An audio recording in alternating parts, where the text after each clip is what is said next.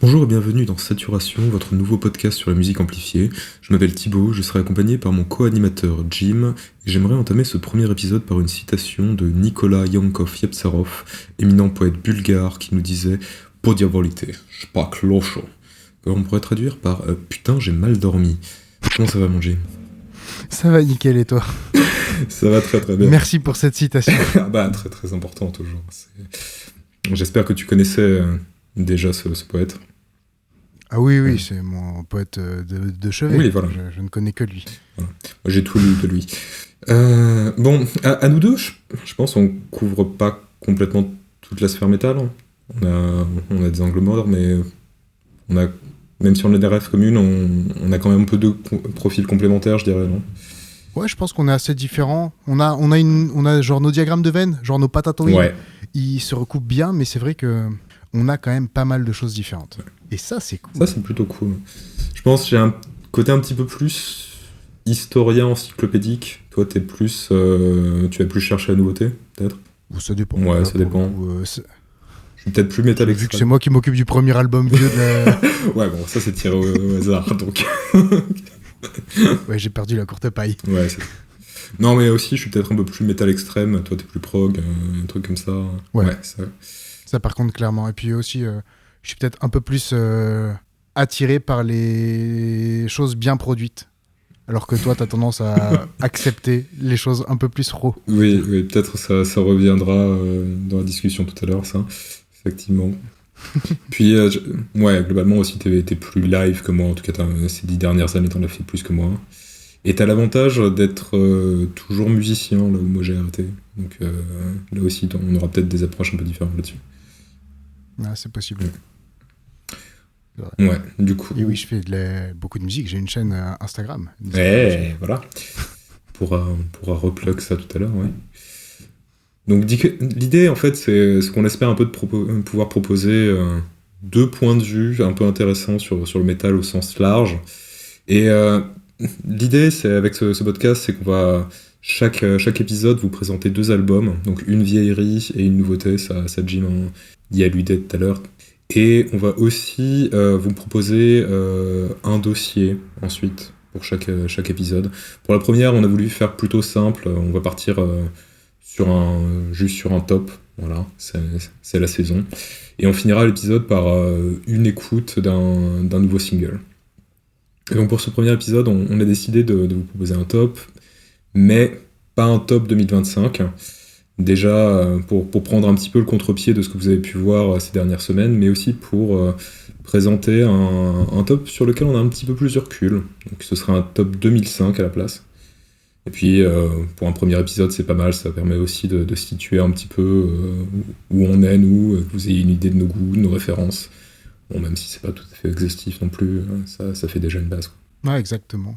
Et là, du coup, les 2 premiers albums dont on avait décidé de parler, donc comme on disait, la nouveauté, c'est un album qui a à peu près moins d'1 an. Ouais. Et une vieillerie, du coup, ça va être quelque chose qui a plus de 3-4 ans.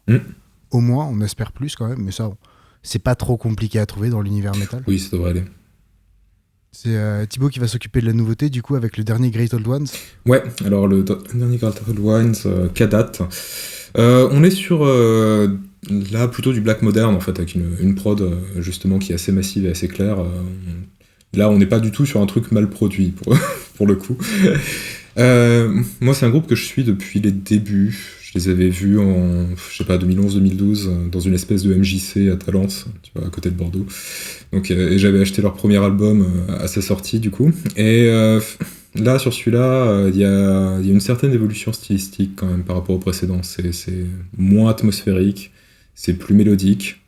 Je pense que c'est très accessible comme black. Il n'y a pas tant de black que ça. Il y a quelques passages rock, voire hard rock. C'est pas trop dissonant, c'est pas trop intense, c'est pas trop chargé. Il y a des interludes son clair qui sont plutôt cool. Donc c'est le genre d'album éventuellement je pourrais recommander à quelqu'un qui voudrait découvrir le style et qui n'a pas forcément l'habitude du métal extrême, quoi. Par contre je sais que c'est moi qui l'avais proposé, mais finalement je suis pas super emballé par l'album, tu vois. J'ai eu de bonnes premières expressions, mais j'ai pas souvent envie d'y revenir. Donc il y a des trucs sympas, hein, la batterie est cool, elle est assez variée finalement. Genre il y a du Frost sur la Castres, on dirait le début on dirait du 1349. Un truc comme ça. Mur de son à 3 guitares, moi je trouve ça cool. Surtout que la basse arrive à rester audible malgré tout. Et elle est pas toujours à l'unisson avec les grattes. Le meilleur exemple pour ça, c'est le break de la 1. T'as le milieu de la 4 aussi qui est un peu comme ça. L'interlude de la 6, juste avant l'interlude sur la 6. Mais bon, globalement, je trouve qu'elle est quand même plus là pour épaissir le son que pour un enrichissement harmonique.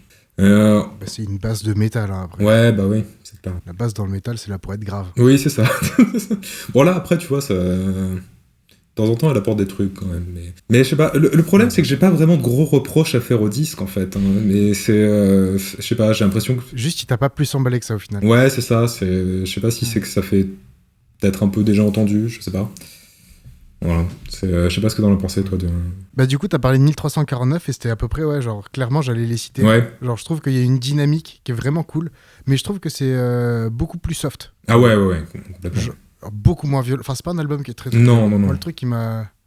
L'album, je trouve que la première chanson, elle me fait toujours un peu rire parce que le premier truc qu'on entend, le premier scream, c'est juste le titre de l'album. Je trouve que c'est kitschouille, mais en vrai, ça marche pas trop mal. Les ambiances sont cool, mais oui, je suis d'accord, c'est moins mystique que sur les précédents. Ouais. Ensuite, je connais moins la disco du groupe que toi, et l'album, j'ai dû l'écouter 3-4 fois à tout péter. Ah oui, d'accord. Dont une fois sur le vélo, donc j'ai pas non plus une écoute hyper approfondie, mais en attendant, moi, chaque fois que je l'ai écouté, j'étais plutôt content. Bah en fait, ouais, les 2-3 premières écoutes, moi j'étais bien hype, et puis en fait, c'est à force de le réécouter, bah ouais, ça me plaît un peu de moins en moins. Je sais pas trop pourquoi, mais... Est-ce que c'est pas aussi parce que tu l'as trop écouté de manière rapprochée ? Je sais pas, j'ai dû l'écouter une 10aine de fois en un an. Ah oui, non, c'est pas effectivement. Ouais. c'est pas la mort. Ouais. Ah ouais. Après, tu vois, c'est pareil, je sais pas... bon, je sais qu'il s'appelle The Great Old Ones, mais ça fait peut-être partie de la lassitude, franchement. Lovecraft, ça fait un peu 15 ans qu'il est partout, ça devient un peu un cliché. Ouais, mais eux, c'est trop tard, là, pour Ouais, non, mais dans un sens, ils s'en tirent quand même pas trop mal, ils s'appuient vraiment sur les nouvelles, donc ils vont plus loin dans le délire que la plupart des gens, mais bon, l'horreur cosmique, ça commence un peu à tourner en rond, quoi. Je pense aussi. Bah, surtout que t'as plein de renouveaux aussi dans l'horreur cosmique. Ouais, voilà, c'est ça. Mais ouais, j'entends. Et un autre truc aussi, je pense qu'il faudrait qu'ils arrêtent avec les passages un peu récitatifs, ça... Ils en font pas beaucoup, là, mais ça casse la dynamique des morceaux, et ça me sort plus de l'ambiance qu'autre chose. Genre, tu sais, sur... Les passages un peu quoi ? Récitatifs, tu sais, sur la 6, leur morceau long, à un moment, ils la cassent en deux pour... bah, justement, réciter, j'imagine, une partie de la nouvelle, et je trouve ça marche pas trop bien, quoi. Ah, je comprends. En vrai, il y a plein de leurs DA où ça passe ou ça casse, et je pense que c'est vraiment genre... Ouais. Pas juste en fonction de la sensibilité, mais même aussi en fonction de la sensibilité de chacun, mais même aussi en fonction du moment où tu vas l'écouter. Ouais. Parce que... Mais peut-être plus avec leur précédent qu'avec celui-là, pour le coup. Celui-là, encore une fois, je suis d'accord avec toi, je pense que c'est clairement leur sortie la plus accessible. Ah oui, je pense. Mais ouais, les passages récitatifs, moi, j'ai tendance à... Ça me saoule. Moi, j'écoute du prog, et du coup, pour moi, c'est le cliché du... Quelqu'un qui parle avec un son de radio mal foutu. Ah ouais. Ça me sort par les yeux. J'en peux plus de cette merde. Tu m'étonnes. Et du coup, quand les gens font ça, ils perdent des points, même si la musique est géniale. Ah ouais, non, mais c'est ça. Ça casse le morceau, quoi. Exactement. Non, mais que ça soit en intro, en pont, en outro, arrêtez, s'il vous plaît. Non, faut pas faire ça. Ok. Et du coup, toi, tu vas nous parler de Disillusion. Exactement. Back to Times of Splendor. Mais déjà, je pense que je vais un peu parler de Disillusion, le groupe. Du coup, c'est un groupe allemand de death prog qui a été formé au milieu des années 90 et qui sort son premier album 2004, du coup, Back to Times of Splendor, celui dont on va parler aujourd'hui. Beaucoup d'errance et pas mal de changements stylistiques de ce que je comprends, mais j'ai eu la flemme et pas trop le temps aussi de chercher les premières démos, voir ce que c'était. Mais de ce que j'ai vu, apparemment, ils avaient commencé à évoluer directement dans du thrash metal. Ah ouais. Donc on fait un grand écart quand même entre les premières démos et le premier album. Mais c'est pas grave, parce que nous, ce qu'on veut, c'est Back to Times of Splendor. C'est un album qui s'ancre directement dans ce qu'on peut retrouver dans l'Opus de l'époque. si vous connaissez Opeth. Donc ça va être un prog très nuancé avec énormément de changements de dynamique. Il y a du clair avec les guitares clean et du chant très très doux, du gros obscur avec du bon gros death guitash et un chant hurlé hyper puissant. Le guitariste d'ailleurs, guitariste-chanteur, c'est lui qui compose tout, Andy Schmidt, donc c'est un groupe allemand, qui vient ici montrer plein de trucs stylés. Il est capable de faire plein de trucs avec sa voix. Et je trouve en plus qu'il a un scream qui est vraiment pur comme façon de faire. Genre, c'est toujours hyper lisible et hyper audible, très compréhensible. Il a un chant clair qui ressemble beaucoup à celui de Serge Tankian apparemment. Moi, j'avais pas du tout fait le rapprochement, mais tout le monde me l'a dit. Internet, enfin, tout le monde a l'air d'accord là-dessus. Bon, Back to Thames of Splendor, par contre, l'album, c'est un album de prog. Et vraiment, là-dessus, on ment pas sur la marchandise. 6 chansons, 56 minutes. Bon, bah voilà, c'est pas mal. Il y a... l'album raconte une histoire que j'ai pas trop fouillée non plus. Mais surtout, ce que j'ai remarqué, c'est que les chansons, du coup, c'est les chapitres un peu de l'histoire. Et du coup, c'est comme ça qu'elles vont se détacher. Donc, on va avoir des thèmes... J'ai pas capté du tout, ça. Ouais, bah c'est ça. En fait, c'est un album concept. Et je m'en suis rendu compte un peu trop tard. Donc, c'est la vie. C'est pas ma faute. Enfin, si, c'est un peu ma faute, mais c'est pas ça la question. Mais du coup, on va avoir chaque chanson qui va être un chapitre. Et justement, comment est-ce qu'on va marquer ça ? On va vraiment avoir une composition assez type BO de film, en fait. Où on va avoir des riffs de guitare, des morceaux de violon qui vont servir de thème et qu'on va réutiliser au fil des chansons qui sont, pour la majorité, en fait, relativement longues. C'est-à-dire plus de 8 minutes. Il y a 2 ou 3 chansons. Il y a 2 chansons, je crois, qui font moins de 8 minutes dans l'album. Et c'est vraiment pas mal. Notamment, genre, sur la première chanson, And the Mirror Cracked, il y a un énorme thème très très fort qui est marqué par les guitares dès l'intro. On va le retrouver plusieurs fois. La chanson dure un peu plus d'1 minute. Mais surtout, le moment où on va le retrouver et ça va vraiment toucher, c'est qu'on a un énorme point acoustique. On a perdu tous nos repères. On sait plus du tout où on est musicalement. Et là, le thème revient. Et en fait, on a vraiment une sensation d'être revenu à la maison. On retrouve tout et on est vraiment très très bien. Et la chanson se finit sur un dernier refrain et c'est très très cool. Donc ça, c'est un gimmick de composition qu'ils vont utiliser un peu partout, même dans leurs chansons plus courtes. Ça se remarquera un peu moins parce qu'elles sont plus courtes, donc on s'en fout un peu. Moi, en tout cas, c'est un album que j'ai vraiment kiffé. J'ai beaucoup kiffé l'écouter autant. J'en ai pas eu trop marre. Par contre, c'est vrai que quand j'écoute rien, il y a Back to Times of Splendor en fond et ça commence un peu à me saouler, mais ça, c'est un autre problème. L'album, il a quelques problèmes, quand même, on va pas se le cacher. J'ai surtout écouté le remaster des 20 ans. Et malgré le remaster, on a quand même des sons de violon en plastique. Et donc notamment sur la 3e chanson où le thème fort est fait avec des violons. C'est dommage. Et des fois, la batterie, notamment sur certains ponts, elle est un peu en carton. Je vais pas pouvoir faire un gros comparatif entre la prod de l'album de 2004 et celle et son remaster. Mais globalement, c'est la version de 2024, c'est un gros nettoyage. Donc ils ont enlevé des arrangements qui, je pense, alourdissaient vraiment la chanson. Et ils ont juste aussi augmenté la lisibilité. Donc ça, c'est vraiment cool. Moi, je pense que autant écouter le remaster. Il y a un truc qui est cool quand même dans la prod de 2004. On a un peu plus de chœurs hurlés par certains moments, des petits hey hey et tout. Mais en vrai, c'est un peu kitschos. C'était pas très nécessaire, je pense. D'ailleurs, ils sont pas après. Mais par contre, on a aussi des bonus tracks. Et ça, les bonus tracks, ils sont super fun. Notamment parce qu'on a 2 démos qui n'ont pas passé le cut de l'album. Et ça, c'est cool. Parce que ça permet de voir un peu leur process d'écriture de chansons. Parce que les démos sont vraiment correctes. Pour le coup, c'est... Genre, elles seraient sorties, elles auraient été dans l'album aurait juste été plus long, mais il n'aurait pas été particulièrement moins bien. Mais par contre, on a aussi des versions live de 2023.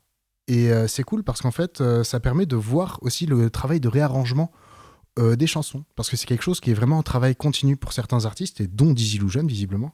Et la chanson, en fait, elle a évolué juste entre le remaster et l'original. Mais on voit aussi qu'elle a évolué en live, où les structures sont les mêmes, certes, mais il y a plein de choses qui ont été enlevées, quelque chose qui ont été totalement modifiées, les solos qui sont plus les mêmes. C'est normal en même temps, le line-up a énormément changé en 20 ans, mais du coup, c'est cool de voir que c'est de la musique vivante. Et vraiment vivante, pour le coup. Toi, du coup, t'en as pensé quoi, Thibaut ? C'est marrant que tu dises ça. En fait, moi, je suis sur la version 2004. J'étais pas du tout au courant de ce remaster ni quoi que ce soit. Donc, ça m'intrigue un petit peu. Mais globalement, je suis très content en fait que t'aies proposé cet album. Moi, ça faisait plus de 10 ans que je l'avais pas écouté en fait. Et à part le morceau de titre et son intro violon, bah, je m'en souvenais pas si bien que ça, quoi. Elle est affreuse cette intro. C'est clair.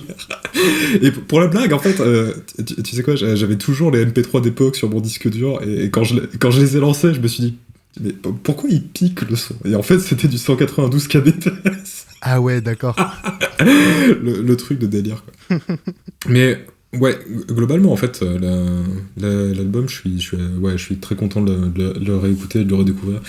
Et effectivement, je suis un peu d'accord avec toi, il y a plein de trucs que j'aime bien sur cet album, et notamment le chant, en fait. Et parce que le mec, il grôle pas tant que ça, en fait. C'est surtout pour appuyer des fins de phrases, et ça marche très bien, parce qu'il a un growl qui est super propre, un peu à la Kerfeld, bien gras. Et ouais, son scream, en fait, le truc qu'il utilise un peu plus régulièrement, bah, il est propre aussi. Il me fait un peu penser à Anti-Kurch, en fait, de Black Guardian. Ouais, en mode vraiment, c'est du chant arraché et pas du scream, quoi. Ouais, c'est ça. Ouais. Et surtout sur la première, Mirror Cracked, là. Ouais. Et son chant, ouais, tu parlais de Serge Tankian, ouais, moi aussi, j'ai vu ça sur Internet. Je pense que c'est parce qu'il a un chant clair un petit peu nasal dans les aigus, tu vois, qui est assez sympa. Et aussi, je pense que c'est une question de rythmique, en fait. Parce que des chants syncopés dans le métal en chant clair, il n'y en a pas tant que ça. Et ça fait penser à ce que, justement, System, quoi. Mais du coup, ouais, en chant clair, il est un petit peu plus riche rythmiquement que quand il growl, justement, parce qu'il se permet ses syncopations et des trucs comme ça. Non, et puis même, t'as des arrangements vocaux qui sont vraiment cool. Enfin, t'as une vraie recherche. Ouais. Franchement, pour un premier album, je trouve que c'est vraiment hyper mature comme truc. Ouais. Globalement, je suis un peu d'accord, je trouve que c'est assez maîtrisé de bout en bout. Mais j'irais pas jusqu'à dire que c'est hyper mature, parce qu'en fait, j'ai des problèmes avec tous les morceaux, quoi.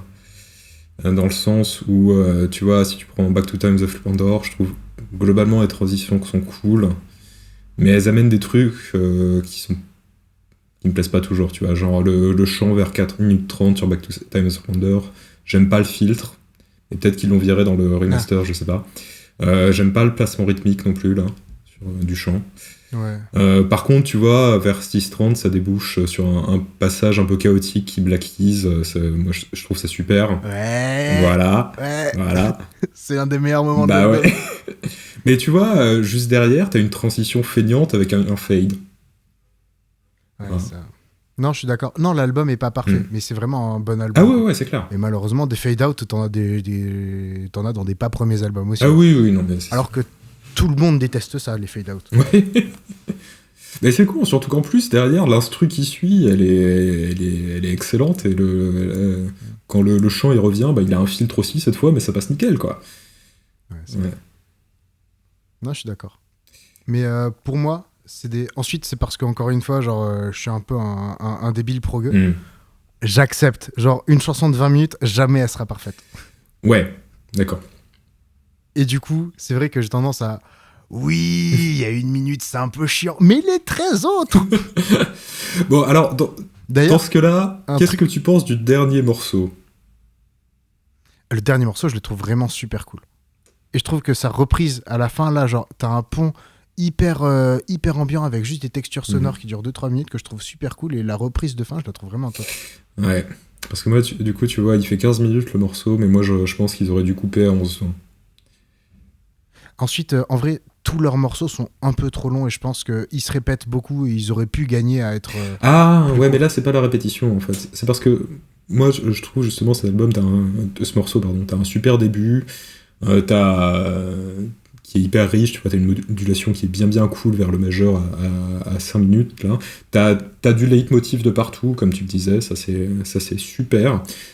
Ça build up, ça s'amène vers une conclusion, puis ça s'arrête. Et puis t'as un fade-in qui ramène un gros riff à la Opeth qui est sympa, mais qui est, je trouve quand même un peu en dessous du reste, et surtout ce qui apporte pas grand-chose et qui pourrit un peu la précédente conclusion, quoi. Pour moi, ça fait un petit peu... les gars, il nous reste un bout de compo, on en fait quoi? Bah, je sais pas, à la fin du dernier morceau, ça ruine la conclusion, mais c'est pas grave, quoi. On mettra un fade-out après. Ah, je sais pas, j'avais l'impression quand même que le riff qui revenait, c'était une variation des riffs précédents. Oui, des alors, riffs de c'est l'intro, vrai. C'est vrai. Et du coup, pour moi, c'est pas juste un truc foutu au hasard, du coup. Mais ouais, ok, j'entends pas. Je comprends l'argument. Ah, je sais pas, en fait, moi, juste avant le fade-in, t'as une cassure nette, et pour moi, ça fait une super conclusion, quoi. Et donc, moi, j'ai tendance à couper à ce moment-là, parce que la fin me saoule. Ouais, je comprends. Bon, ensuite, je suis patient. Le CD fait moins d'1 heure, c'est facile Ouais. à écouter. Ah non, mais globalement, je trouve le CD très très bien. C'est un peu du pinaillage, hein, ce que je fais là. J'ai trouvé ça mieux que The Great Old Ones. Moi, le Great Old Ones, pour le coup, c'est vrai que j'ai pas pris tant de notes que ça dessus. Mais lui, en vrai, il y a un truc que j'ai trouvé très drôle sur Back to Times of Splendor. Ouais. C'était vraiment genre, il y a au niveau de par contre, du choix des durées des chansons, genre t'as vraiment à peu près une alternance entre morceaux très longs et morceaux relativement courts. Ouais. Et en fait, je trouve que ça rend tout l'album un peu digeste, perso. Ah oui. Parce que du coup, à chaque fois que t'as un épique, bah après t'as une chanson qui a une genre structure un peu plus simple après. Et c'est presque reposant, même si les chansons elles sont toujours mal gaulées et tout ça, mais... Non, mais je suis d'accord avec toi. Hein. Et je pense que c'est pour ça que mon morceau préféré, c'est la 5, la Day by the Lake, parce qu'elle est justement entre Back to Times of Splendor. C'est la mid-tempo, c'est ça ? Ouais. Ouais, elle est vraiment cool. Et justement, en fait, elle est en sandwich entre les deux mastodontes, et ça marche très très bien. Quoi. Pour ça, la construction de l'album est plutôt cool. Et la première fois que je les ai vus, pour le coup, This Illusion, c'était en première partie de Obscura. Et il y avait Christian Musner à la guitare sur Obscura, donc c'était vraiment un concert d'Obscura qui pétait des gueules. Ah ouais. Et franchement, en première partie, ça faisait bien. Je les ai vus l'année dernière en main pour le Prog Metal Mania à Munich. Et franchement, on a eu plusieurs chansons de Back to Times of Splendor et c'est un peu le truc qui m'a donné envie de plonger dans l'album. Ok, cool. On passe au top ? Bah ouais. Donc, comme on disait tout à l'heure, on va vous présenter un top 2005. On va faire un top 5. Du coup, je vais commencer à vous présenter mon top. On a choisi de faire un top 5 chacun, histoire d'éviter que ça soit trop chiant. Ouais, ça peut être long. Ça m'a demandé pas mal de préparation, parce que 2005, y a pas mal... Enfin, ça fait longtemps que j'ai écouté pas mal de ces albums. Du coup, j'ai juste 2 petites mentions honorables, vite fait. Nevermore, avec This Godless Endeavor, qui est, du coup, Nevermore, c'est l'un de mes groupes de cœur. Ouais. Donc, il y a de la grosse 7 cordes, il y a des solis, il y a des énormes riffs qui défoncent. Franchement, c'est pas forcément mon album préféré du groupe, mais ça reste un bon gros banger. Si jamais on arrive à passer au-delà de la voix très caractéristique du chanteur, que certains trouvent juste moche. C'est la vie. Moi, j'aime bien. Pour le coup, franchement, je suis vraiment totalement vendu. Et il y a des riffs qui sont vraiment très, très cisaillés. C'est vrai que les solos, c'est souvent des avalanches de notes, mais c'est pas vide. Et franchement, celui-là, il vaut quand même le coup. Et deuxième petite mention honorable, ce sera Kaamelott avec The Black Halo. Parce que Kaamelott, je suis pas forcément le plus grand fan, mais c'est vrai que cet album-là, c'est... j'ai petit affect, petite nostalgie. J'ai aucun recul dessus. Je pense que c'est pas forcément le meilleur album de l'univers, mais j'aime bien l'écouter de temps en temps. Super chanteur aussi. Ouais, super chanteur. C'est avec... De toute façon, ils ont toujours eu des super chanteurs. Ouais. Là, du coup, c'était Roy avec... Khan. C'était avec Roy Khan, ouais. Maintenant, ils ont Tommy Karevic. Tommy Karevic, super chanteur aussi. Oui, c'est clair, ouais. Peut difficilement... Enfin... D'ailleurs, Roy Khan, n'écoutez pas du tout la reprise de Conception. Le retour de Conception, c'est pas très bien. Écoutez les anciens albums de Conception. C'est pas très bien, ouais. C'est pas nul, mais c'est pas très bien, quoi. Ouais, voilà. Alors que les premiers albums sont très très bien. Oui. Écoutez les premiers albums. Ignore multitude particulièrement. Ah oui. Bref, c'est pas ça. Ils sont tous sortis avant 2005, donc on va pas en parler. Mon numéro 5, du coup, je vais faire dans l'ordre du mois au plus. Ça va être Circus Maximus, The First Chapter. C'est leur premier album. C'est un petit groupe de prog norvégien. Et c'est un prog metal qui essaie de faire le pont un peu entre Dream Theater et le vieux Symphony X. Donc on va avoir vraiment des guitares toutes faux folles, énormément d'unisson avec des claviers qui sont tout foufou aussi. Et surtout, un chanteur qui a une voix cristalline vraiment d'une limpidité incroyable. C'est quelque chose d'assez rare à noter. Et moi, ça me va parce qu'en fait, on prend les 2-3 trucs que j'aime dans Dream Theater. J'aime vraiment pas beaucoup Dream Theater. Et on les mélange à du Symphony X que j'aime vraiment beaucoup. Donc franchement, 10 sur 10. L'album est vraiment cool là-dessus. Si jamais je peux vous conseiller 2 chansons, ce que je ferai pour chaque proposition, ça va être Biosphere. C'est une instrumentale qui est vraiment hyper engageante. Et Alive, qui a des harmonies vocales dans tous les sens. Et c'est pour ça aussi que j'aime bien le groupe. C'est vraiment, on a un chanteur qualitatif et on va en profiter au maximum. Et les harmonies vocales, elles rendent la chanson hyper catchy alors que c'est incompréhensible au niveau structure. Ouais, comme dit Jim, pour illustrer tout ça, en fait, on va faire des playlists avec 2 morceaux de chaque album dont on parle. Comme ça, ce sera clair. Vous aurez de quoi écouter et confirmer ce qu'on dit. Et pour être sympa, j'ai essayé de faire en sorte que ça soit tout le temps des chansons de moins de 10 minutes. C'était pas toujours facile. Ouais. En numéro 4, du coup, on a le premier album solo de Christophe Godin, Metal Cartoon. Du coup, un gros guitar hero français qui vraiment, je sais pas s'il a plus donné envie de jouer à des gens de jouer de la guitare ou plus donné envie d'abandonner l'instrument. Mais on est quand même sur de la guitare de très très haut niveau. Mais ensuite, on s'en fout parce qu'en fait, c'est pas un album de guitariste, c'est juste un album. Et c'est très très bien. C'est pas utilisé comme CV. Le but, c'est juste d'avoir des compositions qui fonctionnent. Donc, il y a une patte humoristique qui me plaît moins maintenant, quand même. Dans mes réécoutes, j'ai beaucoup moins kiffé les paroles qu'avant. Mais en attendant, au niveau musique, ça reste banger. Et en 2 touches, l'album en 2 tracks, du coup, on va avoir When We Were Kings, la toute dernière, qui est une sorte de ballade jazzy, vraiment très aboutie. Et l'instrumental Dance of the Fat Boy. Bon, le titre pue la merde, mais la chanson. Ah là là. En 3, on va un peu trancher avec l'ADA globale du projet de ce podcast, mais quand même, ça vaut le coup. On va parler de Venetian Snares avec l'album Ross Xylag Alat Sulet. C'était dans mes mentions honorables. Donc... Les patatoïdes.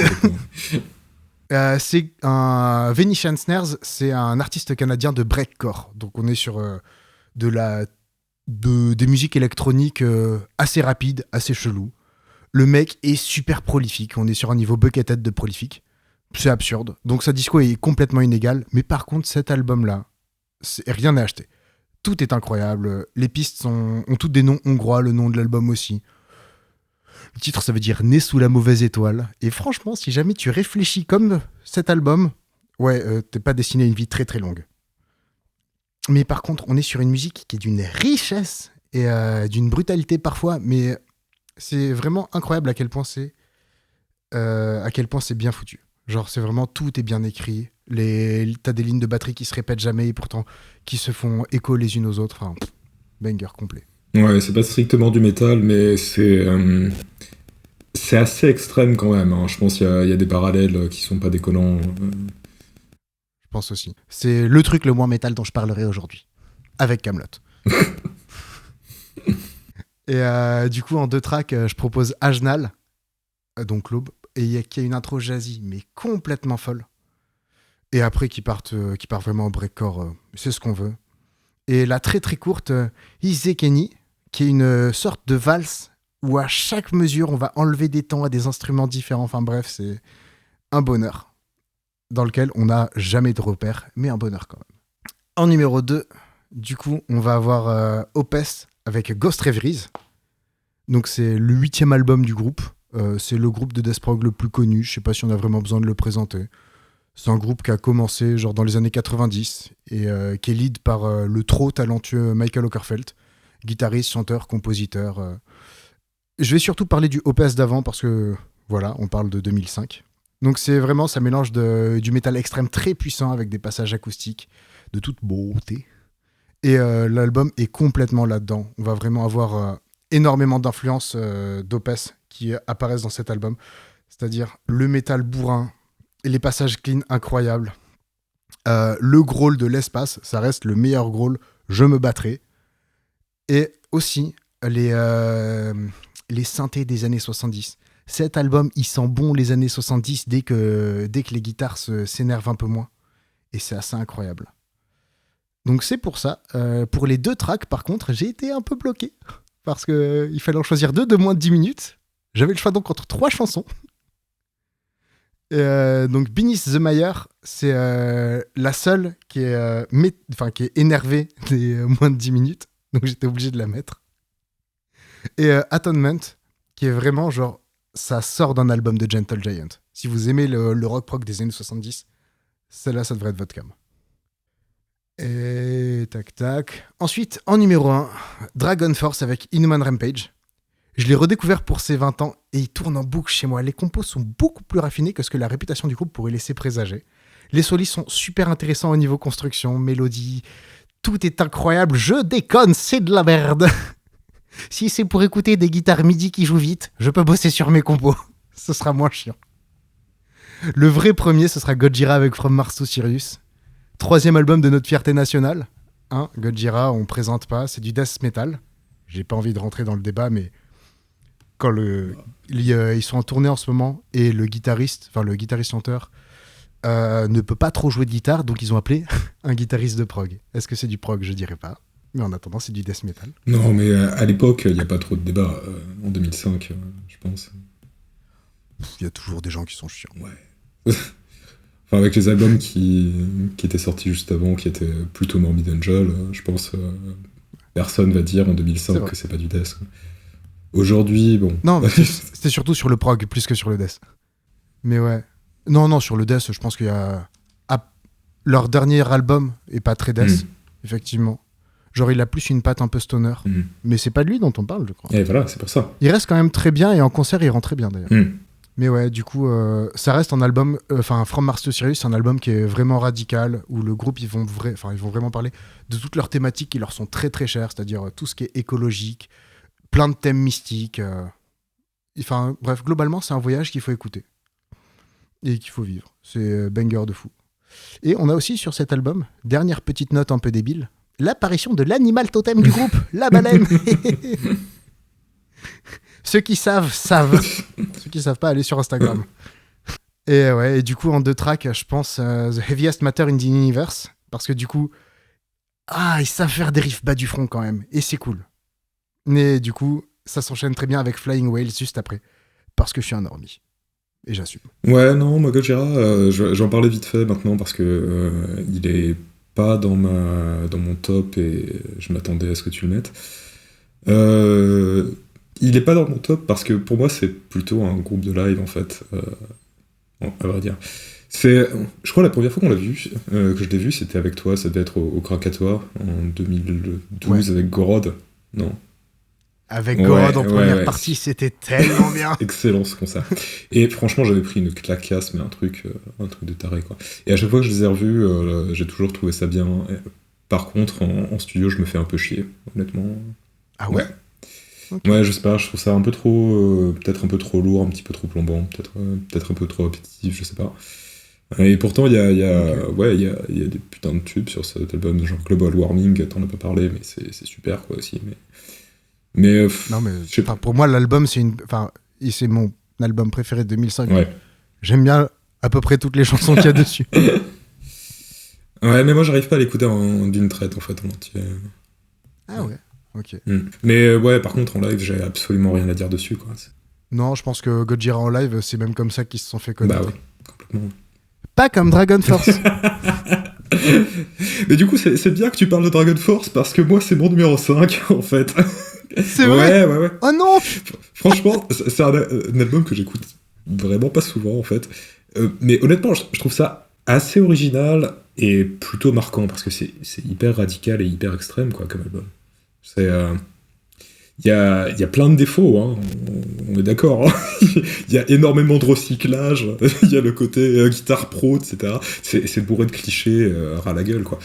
Donc c'est plus une curiosité qu'autre chose. Je ressens pas forcément besoin d'écouter un autre album de Dragon Force, tu vois. Mais je trouve ça intéressant, en fait. Ce que j'aime dans ce disque, c'est vraiment le côté complètement jusqu'au boutiste, c'est à fond tout le temps. Et c'est pas si courant que ça. Ni dans le power metal, ni chez Dragon Force, en fait. Tu vois, ce que j'ai entendu des plus récents, je trouve ça nettement plus sage que cet album-là, par exemple. Donc pour moi, il y a un petit côté landmark sur celui-ci. Je suis pas sûr qu'on aurait des trucs comme genre Rings of Saturn ou Archspire si on n'avait pas eu Dragon Force avant, quoi. Ah ouais, carrément. Ouais, mais je pense que en fait, c'est ça. Je pense que c'est un album qui est pas super non plus. Mais à mon avis, il est historiquement important et il est peut-être un peu plus que la plupart des gens l'imaginent, quoi. C'est un peu pour ça que Pour moi, je sais pas si c'est l'album ou le fait qu'ils aient vraiment accès à une audience incroyable avec Guitar Hero 3. Ouais. Parce que je sais pas ce que l'album aurait été sans Guitar Hero 3. Non, mais je pense que ça aurait été un peu anecdotique s'il n'y avait pas eu Guitar Hero 3. Mais ouais, ce côté jusqu'au boutiste, hyper extrême, que tu retrouves dans quasiment aucun autre groupe de Power, je trouve ça quand même à souligner, quoi, tu vois. Ouais, je comprends. Et ouais, moi, évidemment, j'ai découvert ça avec Guitar Hero 3 et Through the Fire and Flame, mais il n'y a pas que ça sur cet album. Moi, j'aime bien Body Breakdown ou Cry for Eternity, par exemple. Même bon, si après, tu vois, il y a des morceaux dont je me serais passé, quoi, genre Flame of Youth, l'avant-dernier, il y a quelques bons passages, j'aime bien l'intro, tu vois, mais ça donne sur un truc qui a rien à voir, puis t'enchaînes avec un break un peu foutraque. Pour moi, c'est un peu un collage maladroit. Le dernier morceau, c'est une pseudo-ballade qui pue aussi, bon, on peut s'en passer, quoi. Non mais en vrai, les groupes de Power, arrêtez de faire des balades. Oui, globalement oui. Il y a des exceptions, mais globalement ouais. Donc ouais, un album qui est un peu cassé, mais il y a des trucs intéressants. Je pense que ça vaut le coup de l'écouter au moins une fois, quoi, pour la curiosité. Dernier truc, ouais, ça faisait longtemps que je l'avais pas écouté et j'avais complètement oublié que le son est quand même tout pourri. Hein, faut le dire. Non seulement ça fait hyper plastique, tu parlais de Guitar Pro, etc. Bon, ça après, à la limite, on peut dire ça va avec l'esthétique un peu jeu vidéo, machin, pourquoi pas, quoi. Mais honnêtement, c'est aussi super compressé et ça bourrine dans le haut médium, c'est un peu désagréable, quoi. Moi, j'ai pas réussi à l'écouter en entier. En fait. Ouais. J'ai vraiment réussi de l'écouter l'année dernière parce que l'année dernière, du coup, je crois, c'est 3e trimestre, il y a le chanteur d'origine, Zippy Hart, qui a fait une cover de Through the Fire and Flames avec d'autres guitaristes pour fêter les 20 ans de la chanson. Et du coup, je me suis dit, je vais réécouter. Et en fait, j'ai pas réussi à tenir la Bah oui. Justement parce que c'était... Moi, les trucs jusqu'au boutiste, souvent, j'ai tendance à bien aimer, mais là, c'était pas du tout ce que je cherchais. Ah, c'est pour ça, moi, que je dis, il faut virer les 2 derniers morceaux, quoi. En plus, ils sont pas terribles. Ouais. Mais ouais, voilà. Mais bon, je pense c'est un album qu'il faut souligner, à mon avis. En 4, moi j'ai mis Kraft, Fuck the Universe, qui a un titre complètement débile, mais l'album est vachement bien. Je sais même pas ce que c'est. Tu sais pas ce que c'est? Souvent, c'est un peu présenté comme du black metal à Dark Throne. Tu vois. Okay. Bon, c'est pas complètement faux, tu vois. Tu vas avoir effectivement des mouvements pendulaires avec du trémolo et du blast caisse claire, là, tu vois. T'as des exemples hyper caricaturales de ça dans l'album. T'as le début de la set, Xenophobia. Tu vas trouver des trucs un peu comme ça aussi sur Earth Raging Blaze, la 1, vers 3 minutes 30, ou sur Assassin 333. Les titres sont tellement cons. Waouh. C'est vraiment... Les paroles aussi, tu vas voir... J'ai vraiment très hâte. Du cliché absolu, mais bon, la musique est bien, quoi. Et puis, bon, tu vois, je dis, t'as beaucoup de trucs un peu caricaturels avec ces trémolos et ce blast, mais bon, t'as pas que ça non plus, quoi. Chez Dark Throne non plus, mais c'est pas trop le sujet. Et tu vois, c'est un groupe, un album que je rapprocherai d'un autre album de la liste plus tard, par certains égards, parce que c'est un groupe de métal extrême qui est pas trop intense, qui est pas trop rapide, qui groove un petit peu. Bon, c'est pas non plus la folie, mais quand même qui groove un petit peu. Et donc tu vois, tu prends quand même bien tes repères. Même si t'as des morceaux qui sont un peu longs, un peu complexes, il y a pas mal de variations, il y a des gros changements de tempo, des progressions d'accords un petit peu chelous, mais on reste sur un groupe qui est vraiment orienté riff, quoi. Et c'est juste que c'est la fête à la dissonance, quoi. Majoritairement, comme je disais, c'est du mid-tempo, et du coup, quand t'as effectivement du blast, c'est d'autant plus impactant, donc t'as du chaud-froid comme ça qui est pas mal. La batterie est assez sympa d'ailleurs de ce point de vue-là, donc effectivement parce que justement tu fais pas du blast tout le temps. La basse aussi est là pour remplir le spectre, un peu comme sur Gretel One, je la trouve pas transcendante. Mais globalement, tu vois, la prod, je la trouve super, le son, je le trouve excellent, t'as un son de gratte hyper abrasif, comme j'aime bien. Le son, je pense, il est assez naturel. Tu vois, à mon avis, il n'y a pas beaucoup de triggers. J'ai pas l'impression que ça a été recalé numériquement. J'ai repéré 2-3 pains, donc à mon avis, il n'y a pas trop d'overdub. Tu vois, c'est peut-être le genre de truc que justement tu vas pas aimer, ça m'a fait rire quand tout à l'heure tu disais que t'aimais les trucs bien produits. Moi ça, c'est typiquement le genre de son qui me va bien. Tu vois. Et donc entre le son, tu vois, le changement d'ambiance, les chaud-froid, les trucs comme ça, je trouve il y a globalement une super ambiance sur cet album. Et il est finalement assez varié, en fait, tu vois, donc tu vas avoir des trucs un peu plus black, tu vas avoir des petits côtés punk, genre sur Demon Seed, par exemple, des trucs un peu trashisants sur Queen Reaper. Donc voilà, c'est pour ça aussi qu'il y a des parallèles avec Darkthrone, parce que bon, Darkthrone, c'est pas juste Transylvanian Hunger non plus, quoi. Donc globalement, un bon petit album de black, bien sympa, quoi. En 3, moi, j'ai mis The Gathering Wilderness de Primordial, qui est un peu un album de transition pour eux. Donc, Primordial, on va dire, il y a 3-4 périodes, on va dire, où t'as des débuts qui sont vraiment hyper amateurs, un peu cheapos. Puis à partir de Spirit Zero Flame, ça commence à devenir plus pro, mais on reste dans un truc un peu underground, un peu black. Et progressivement, en fait, ils vont évoluer jusqu'à celui-ci, Gathering Wilderness, et le prochain qui est To the Nameless Dead.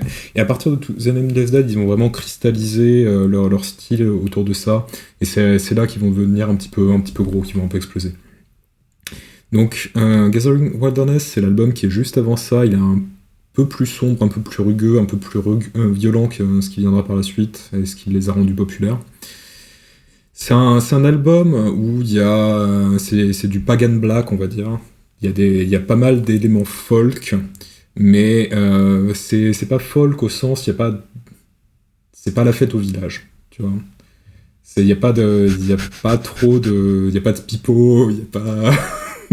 C'est pas Corpiclani, c'est Ouais, ça? c'est pas Corpicladi du tout, mais c'est pas Antiferum non plus, tu vois. Tu vas pas du tout avoir d'instruments folkloriques. C'est plutôt un truc qui va venir de la rythmique, où tu vas avoir beaucoup de ternaires, notamment du 6 et du 11-8. Voilà. Okay. Donc tu vas me dire, le ternaire, c'est un truc qui est pas trop rare dans le black, tu vois, par exemple. Donc mais entre ça, le fait que t'as pas mal d'accentuations qui sont très marquées, pas mal de ghost notes, tu vois, des trucs comme ça. J'adore la batterie sur ce disque. Je trouve ça super.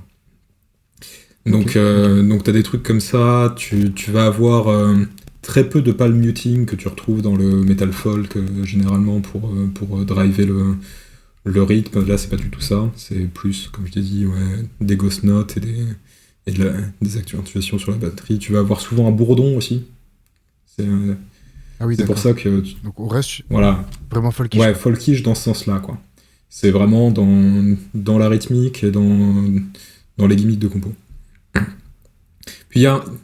Globalement, le chant, je le trouve super cool. Il y a peu de chant black, en fait. C'est beaucoup de déclamatif, c'est très théâtral, c'est assez sympa. L'album est dédié à Corton, de Bathory. Il y a un peu de ça, parfois, tu vois, période Hammerheart. C'est moins faux, quand même. C'est mieux joué que Bathory, parce que Bathory, des fois... Bon. J'adore ça, mais faut être honnête aussi, quoi. Donc c'est un album que je trouve assez riche, en fait. Il y a des super modulations. Sur le deuxième morceau, par exemple, tu passes du mineur au majeur, c'est complètement indolore, c'est trop bien. Il y a des super montées en puissance. Il y a un morceau pardon, qui s'appelle The Coffin Ships, qui est un espèce de lent slow burn, qui est excellent. De bout, ça part d'un truc qui est extrêmement calme et qui finit sur une énorme explosion, et en fait, t'as rien senti, quoi. Ça... Okay. Donc, ouais, il y a vraiment des trucs très très bien sur cet album, je trouve. Bon, maintenant, Primordial, c'est un groupe qui existe depuis longtemps, donc, et qui se répète un petit peu. Mais là-dessus, je trouve que sur cet album, c'est pas mal, quoi. C'est un peu... dans le paysage de 2005, c'est un peu original, quoi. Ok. Mon deuxième album, moi aussi, je triche un petit peu, tu vois. Dans le sens où je vais pas partir sur Vanilla Snares, parce que... Mais c'est pas tout à fait du métal non plus, on est plus sur du rock prog qui est métal adjacent, on va dire. Et c'est le Blood Inside de Ulver. C'était bizarre que personne parle Ouais. de Ulver jusque-là. Voilà, c'est ça. Je suis un peu un fanboy. Ouais, on ne peut pas le cacher. C'est un groupe qui est très riche, hein. Ils ont fait plein de trucs, commencé par du black, mais ça fait longtemps qu'ils s'en sont éloignés. Même déjà à l'époque, ça faisait quelques temps déjà. Ouais, même Bergstadt, en vrai, leur black était déjà bizarre. Ouais. Bon, après, ils ont fait Nathan's Madrigal, qui est plus true black, on va dire. Mais ouais. Là, à cette période-là, ils sortent de leur période Coil, Current 93, Throbbing Gristle, des trucs comme ça. C'est moins noisy et moins expérimental que ces trois groupes, hein, mais c'est un peu l'idée, quand même. Il doit y avoir un petit peu de King Crimson, de Yaga Yazist aussi dans cet album-là. Je trouve l'avantage d'Ulver, c'est que ils arrivent toujours à rester assez accessibles et abordables. En fait, c'est assez riche, on s'ennuie pas. On peut y revenir assez régulièrement, mais il y a toujours une petite mélodie sympa qui fait qu'on s'accroche assez facilement aux morceaux. Leurs albums, je trouve, c'est généralement d'assez bonnes portes d'entrée vers d'autres genres qui peuvent être un peu opaques, quoi. Genre le noise rock ou le prog rock pour celui-là, quoi.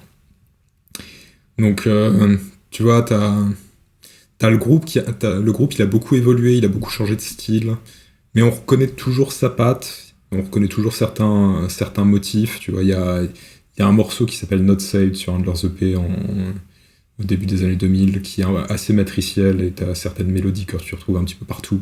Donc ça aussi, ça permet de rentrer assez facilement, en fait, dans des styles qui nous est pas familiers quand ils changent radicalement d'un album sur l'autre. Tu vois, il y a toujours des trucs auxquels se raccrocher.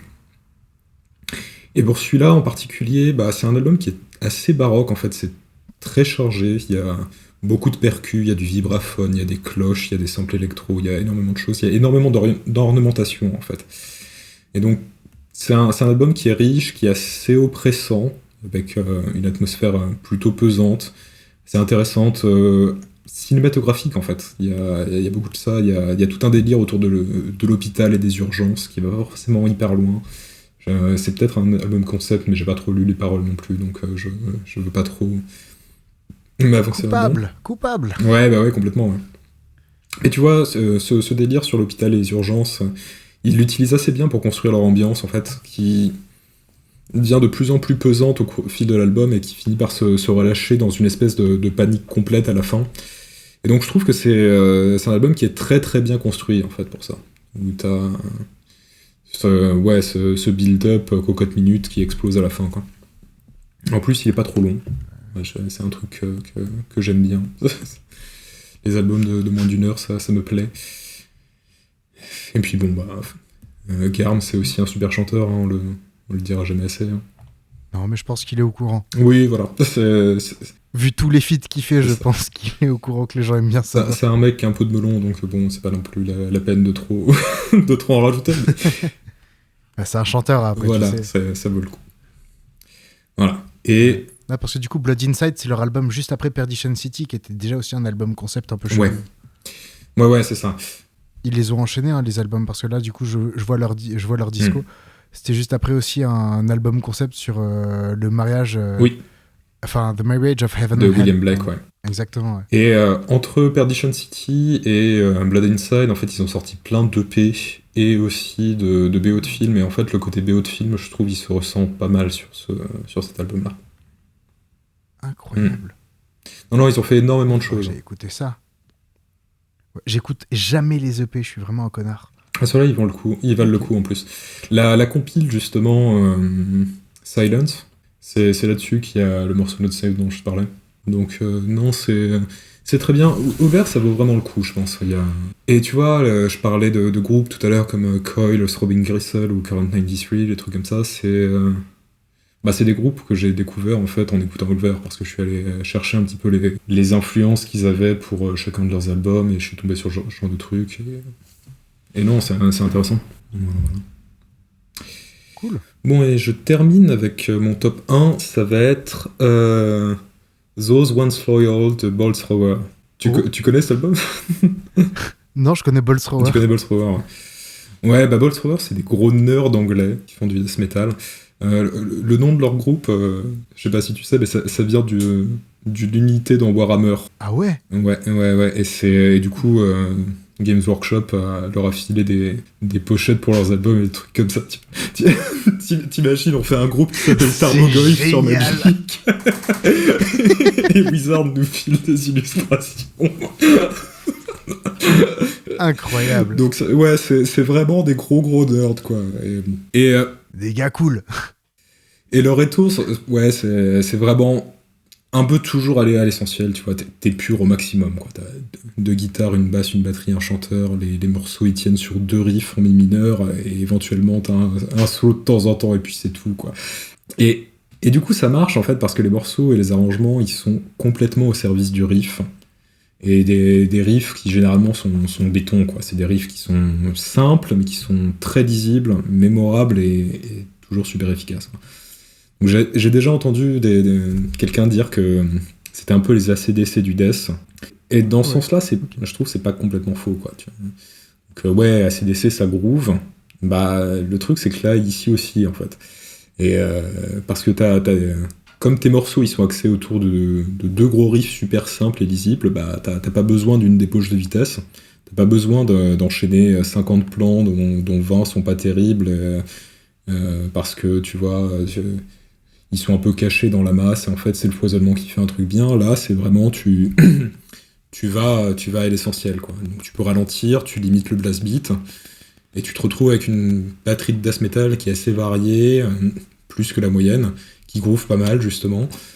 Et l'autre avantage, c'est que comme tu limites les blasts et la double grosse caisse, bah tu libères tout de suite de la place dans le mix pour la basse, quoi, qui est assez importante, en fait, ici. Elle appuie le groove vachement, et elle tient pas seulement un rôle rythmique, tu l'entends toujours très bien, parfois elle va suivre le riff, parfois elle va marteler la fondamentale, parfois elle va annoncer le riff, voire le porter carrément, tu vois. Donc, même si c'est un petit peu plus rare. Donc c'est un instrument qui là est important dans le groupe. Après bon, c'est pas Dominique Lapointe non plus, hein. C'est très simple, on reste sur la philosophie de on va à l'essentiel et à l'efficacité, quoi. Puis l'autre truc... Bolt Thrower, pour moi, c'est toujours un groupe que j'aurais aimé voir live. Ah ouais, bah oui. Je pense que genre, si jamais il y a des tribute bands, ça doit être tellement bien en concert. J'ai vu ça, moi, à Newcastle. Un petit groupe dans un espèce de boui-boui. C'était une soirée hardcore et death metal, et à la fin c'était un groupe, c'était du Bolt Thrower Worship, quoi. Et ils ont fait des reprises à la fin. Ça devait être super. Ah ouais, c'était assez marrant. Ouais. Et aussi, petit truc, la bassiste de Bolt Thrower, Jo Bench, elle est avec eux depuis 87. Et c'est probablement la première musicienne de métal extrême vraiment reconnue, donc ça vaut un peu le coup de le mentionner, je pense. Effectivement, ouais. Bon, après le groove, la batterie et la basse, je pense que le reste est un peu plus classique, tu vois. C'est un peu moins notable. J'aime beaucoup le son des grattes, j'aime beaucoup le growl bien gras aussi du chanteur, quoi. Mais bon, c'est un peu moins caractéristique. Oui, pour le coup, pour moi, Bolt Thrower, c'est vraiment genre l'efficacité. Ah ouais, non mais c'est ça, c'est vraiment des compos où genre tu vas droit au mur et c'est très bien. C'est ça, tu te fais rouler dessous par un tank. C'est ce qui fait la force du groupe, hein. Exactement. Non, c'est... Mais c'est un tank mignon. Un quoi? Mais c'est un tank mignon. Oui, voilà, c'est un tank qui caresse, avec ses chenilles. Donc voilà globalement pour le top. Alors effectivement, il y avait pas mal de trucs sympas en 2005. Pour les mentions honorables, par exemple, il y avait le Venetia Snare, ce que tu as mentionné. Pas mal hésité avec le dernier, à nouveau Dragon Forge, je l'ai mis parce que je pense que c'est un album qui est un peu marquant. Et bon, tu vois, même si je préfère l'album de 1349, celui de Dark Space, celui de Lunar Aurora, bon, bah, ça permet un peu, tu vois, c'est vrai qu'il y a eu... d'éviter de mettre que du black. Bon, je pense que c'est des albums qui sont bien, mais qui sont un peu anecdotiques dans l'histoire du métal, on va dire. Tu vois, alors que... À Dark Space, malheureusement, ouais. Bah, ouais, surtout le 2, en fait. Encore le 1, j'aurais dit pourquoi pas. Mais... Mais j'ai l'impression que Dark Space, plus ça avance, plus c'est opaque aussi comme musique. Genre Dark Space 3, j'adore ça. c'est dense. Ah non, mais c'est Ouais. trop bien. Non, les Dark Space, ils sont vraiment trop Ouais. trop bien. Et puis encore une fois, si jamais genre tu veux lire Blame, c'est la meilleure. Ah oui, BO, non, c'est mais- clair. Ah putain, pour Blame. Ce que j'ai refait il y a pas longtemps, Ça du va. coup j'ai réécouté Dark Space 1, 2, Yes. 3. J'ai pas suivi ce qu'ils ont fait après 4. Je savais même pas qu'il y avait un 4. Bah, il était au moins bien, j'avais trouvé, justement. Non, après, pour 2005, je pense l'autre candidat pour mon numéro 5, ça aurait pu être Two de Cursed, qui est un groupe un peu plus hardcore, sludgy. Ça aurait été Ok. complètement différent, mais c'est un album intéressant, on en parlera peut-être un peu plus tard. Du coup, là, juste, je suis sur la BO de Dark Space, enfin la disco de Ouais. Dark Space. Donc, ils ont fait Dark Space 1 en 2003, Dark Space 2 en 2005, Dark Space 3 en 2008. En 2014, ils ont fait Dark Space 3.1. Ah, oui. Et oui. en 2024, ils ont fait Dark Space -2. Oui, voilà, dans mes 3-1, c'est ce que j'appelais 4, effectivement, ouais. Et Dark Space -2 qui est sorti il y a 2 ans. Donc, en fait, ils ont quand même eu un hiatus de 10 ans. Ouais. Donc, c'est normal que t'aies pas été hyper au fait de leur actualité. Je pense qu'il y en avait juste pas quand t'as cherché. Ah non, mais j'étais au courant qu'ils avaient sorti -2, c'est juste je l'ai pas écouté, tu vois. Ah ouais. Et il y a eu... Ils l'ont fait chez Stygian of Myth, Ouais. d'ailleurs. Et d'ailleurs, il y a une petite actu autour d'eux, en fait, parce qu'ils ont réédité leurs albums qui étaient quasiment introuvables pendant un temps, quand même. Non, mais Dark Space, c'est bien. Alors, c'est bien, mais c'est pas ce que je donnerais à quelqu'un qui connaît pas le black. Genre, faut quand même avoir les épaules un peu Ah solides, oui, non, quoi, c'est clair. les oreilles un peu musclées. C'est clair. Allez voir The Great Old Ones à la place, hein, pour commencer, c'est plus tranquille. Ouais. Là, c'est déjà accessible. en C'est fait. ça. Parce que la musique de Dark Space est genre pas du tout. Très hermétique. Ok. Enfin, je pense qu'on peut. Ouais, on va pouvoir plus ou moins s'arrêter là. Qu'est-ce qu'on peut espérer faire pour les prochains épisodes? Est-ce que tu as des trucs dont tu voudrais parler? Là, je sais pas. Je sais qu'il y a pas mal de nouveautés qui me font vraiment beaucoup Mhm. d'œil. Genre là, il y a eu un Urne qui est sorti, qui a une pochette, mais magnifique. J'ai eu une écoute sur l'album et j'ai retrouvé tout ce que j'aimais bien dans Ok. Urne. Donc franchement, j'ai très hâte de le réécouter. Pareil aussi, il y a eu un nouveau Moron Police. Il n'y en avait pas eu Ah depuis ouais, la c'est mort bon, du ça. batteur avant le Covid. Mais c'est pas vraiment du Non. métal. Mais bon, c'est un peu adjacent. Ça, pourquoi pas. Enfin, quoique leur dernier album est un peu plus métal. C'est lequel, le dernier? Bah, c'est celui qui est sorti, c'est Pachinko, il s'appelle, je Je crois crois. que j'ai écouté. Je vais me fact-checker. Il est sorti il y a vraiment pas longtemps. Et c'est le batteur de Dillinger Escape Ah, Plan putain. qui vient faire la Ah ouais. batterie, je crois. Ouais, bah en même temps, vu les lignes qu'il y a, je pense qu'il fallait quelqu'un de carré. Ouais, c'est ça, Pachinko. Ok. Cool, moi j'irai voir ça vite fait. Hein. Et c'est encore Dulk qui a fait l'illustration. Enfin, Ouais. pareil, la pochette est magnifique. Je suis vraiment une fashion victime. Est-ce que t'as... Non. Et toi, du coup, il y a des trucs dont tu veux parler, dont tu voudras parler bientôt? ouais, moi il y a le Archspire qui va sortir. Je suis... C'est vrai, ça. Là aussi, depuis leur album de 2017, moi je suis un peu un fanboy, j'ai pas trop aimé ceux qui étaient sortis avant, mais là, les deux suivants m'ont bien botté. Je pense qu'il y a Green Carnation aussi qui va sortir. Ouais, tu connais? Oh Ouais. Ah, Green Carnation, Ah bien bah, sûr. voilà. Mon dieu, je suis même en train de bosser la cover d'un des solos de leur album en une chanson. Là, j'ai oublié son Light nom. of Day, Light of Darkness. Super. Exactement. Bah, ils avaient fait un bon retour en 2020 avec Leaves of the Yesteryear, qui était assez cool. Ok, trop bien. Et là, l'année dernière, ils ont sorti la première partie d'un triptyque qui vont sortir un peu tous les 6 mois, là. Donc, il va y avoir les deux prochaines parties cette année. Donc, la première partie, moi, m'avait emballé moyen, mais je suis quand même curieux, tu vois. C'est un groupe que j'aime bien. Ouais, je comprends. Et pour le coup, Light of Day, truc Darkness, si vous aimez les albums concept, enfin franchement, si vous avez aimé Jethro Tull et que vous aimez le métal, mais Ah ouais, foncez non, à c'est fond. hyper bien, ça. C'était vraiment incroyable. C'est hyper bien. Il y a un peu de death dedans. Donc, Ah, il y a du métal. voilà, extrême. faut pas être réfractaire à ça, mais globalement, c'est super. Non, je dis Jethro Tull parce que genre Jethro Tull, les albums concept en une chanson. on Ah commence. oui, bien sûr. Genre Sick as the Brick, Ouais, c'est sûr. je crois que c'est leur deuxième album. Voilà. Ouais. Et puis, enfin, genre, t'as des patterns de composition très très progressifs, mais en même temps, t'es obligé quand tu fais une chanson de Oui, Guns non, N' c'est Roses. clair. Mais tu vois, t'as des breaks un peu sympas aussi intéressants avec du chant, du chant que tu trouves plutôt sur des trucs un peu jazzy, à la Young Sunna, tu vois, ou même à la Yoko Ono. Ok, je connais pas du tout. Enfin, Yoko Ono, je connais deux noms, Ouais. mais j'ai jamais écouté. Et tu sais, t'as un break dans Light of the Darkness où t'as la chanteuse qui fait un truc un peu chelou avec sa voix. Je, Et c'est je vraiment saurais pas cool. le décrire mieux qu'en disant. Un break chelou. Voilà, en donnant les références que j'ai données, quoi. Bah, en même temps, c'est déjà pas Ouais. mal, hein. Voilà, voilà. À part ça, côté dossier, éventuellement, il y a des trucs dont on pourrait parler. Genre, à un moment, je sais pas si on fait ça la prochaine fois ou plus tard, moi j'aimerais bien parler de Crust. De Crust Punk.